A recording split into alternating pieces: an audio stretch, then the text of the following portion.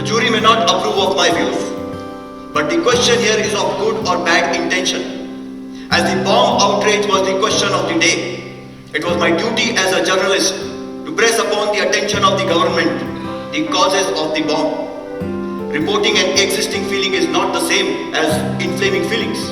Your point being? My article was written to give advice at the time of unrest.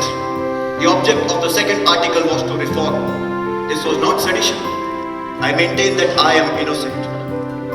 There are higher powers that rule the destinies of men and nations. And I think it is the will of Providence that the cause I represent may prosper more by my suffering than by my remaining free. That was the reenactment of a very famous trial back in 1908 of Lokmanya Tilak when he was accused of sedition. And the actors here were none other than members of the Bombay Bar Association who are here at the NCPA in Mumbai celebrating 150 years of the association.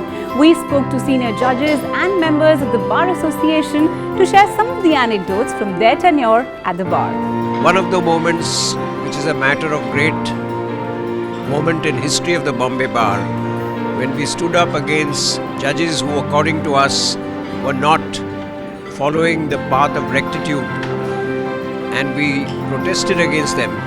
And it's because of our protests that those judges were either transferred or they resigned. Another occasion which I remember is a stormy session in the Bombay Bar when we protested against a sitting Chief Justice whom we perceived not to be a straight man.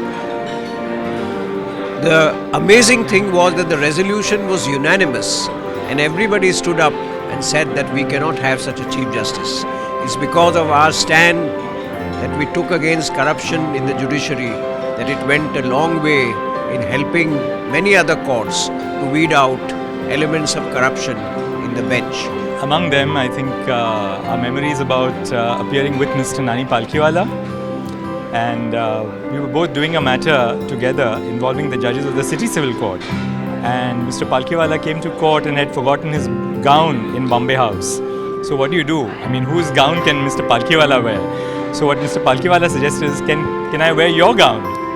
So he got into my junior's gown, argued the case, and the net result was I had to wear somebody else's gown. But then I didn't feel like wearing my gown again, because I said, if God personified has walked into my gown as a junior, how can I wear that gown all over again? I recall once when the Balsara matter was going on under the Public Premises Act, two leading stalwarts were sitting at our lunch table.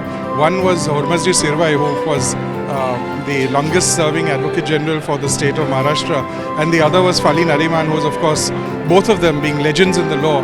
And we were all youngsters sitting at the table, and there was some dish which somebody had brought. I think Mickey Chagla had brought some dish, and Sirvai said, "Oh, this is one of my favorite things."